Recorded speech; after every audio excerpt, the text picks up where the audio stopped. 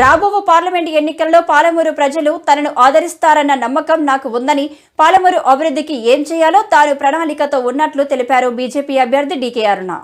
Mahabub Nagar MP ఎన్నికల ప్రచారంలో భాగంగా అభ్యర్థి డీకే అరుణ స్థానిక మహబూబ్ నగర్లోని ఎంవీఎస్ మైదానంలో స్థానికులు, బీజేపీ నాయకులు, కార్యకర్తలతో కలిసి మార్నింగ్ వాక్ చేశారు. ఈ సందర్భంగా పాలమూరులో అరుణమ్మకు ఎందుకు ఓటు వేయాలో వివరిస్తూ కరపత్రాలు పంపిణీ చేసి ఓట్లు అభ్యర్థించారు. పాలమూరుకు తాను ఏం చేశానో ప్రజలు ఆలోచించి ఆదరించాలని కోరారు. ఎంవీఎస్ మైదానంలో వాకింగ్ ట్రాక్, ఇతర క్రీడలకు అనుకూలంగా మరింత అభివృద్ధి చేస్తానని ఆమె హామీ ఇచ్చారు. దేశం కోసం మోడీ, పాలమూరు కోసం అరుణమ్మను గెలిపించాలని ఆమె వాకర్స్ స్థానికులతో కోరారు.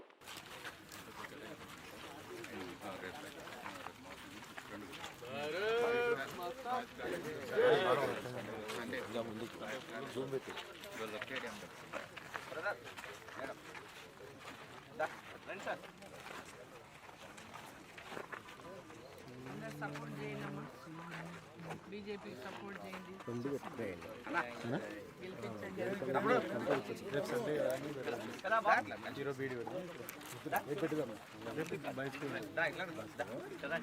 ఎందుకంటే మళ్ళీ ఎయిట్ కంటే మళ్ళీ పిల్లలు స్కూల్ ఉంటాయి కాబట్టి వెళ్ళిపోతారు మళ్ళీ రేపు పెట్టడం ఈవినింగ్ అని పెట్టారు.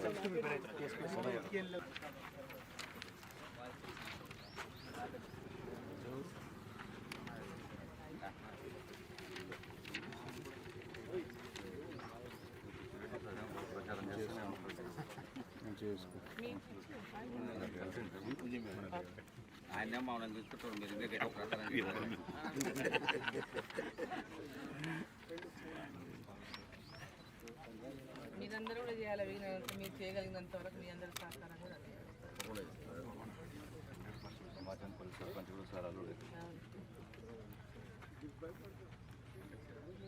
ఎందుకంటే ఎలక్షన్ దూరం అయ్యే వరకు జర వేడి తగ్గింది.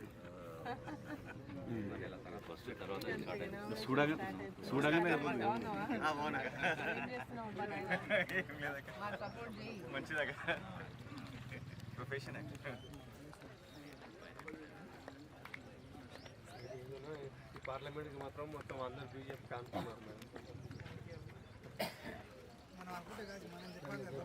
అదేవిధంగా ఈ ఎంఈఎస్ కాలేజ్ గురించి కూడా నేను చెప్పాలి. ఎంఈఎస్ కాలేజ్, డిగ్రీ కాలేజ్ ఏదైతే ఉందో, మా మామ డీకే సత్యారెడ్డి గారు ఈ కాలేజీని ఆనాడు ప్రారంభించినారు. ఈ కాలేజీని ఇక్కడ డిగ్రీ కాలేజ్ ఇక్కడ ఏర్పాటు చేసినారు.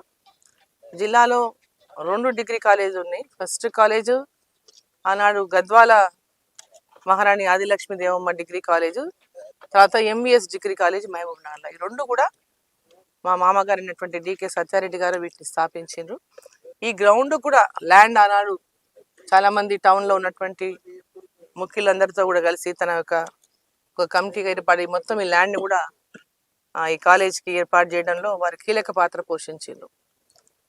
సో తప్పకుండా, ఎందుకంటే అప్పుడు ఉమ్మడి మహబూబ్నగర్ జిల్లా, అప్పుడు గద్వాల, అలంపూర్ కూడా ఈ పార్లమెంట్లోనే ఉన్నాయి.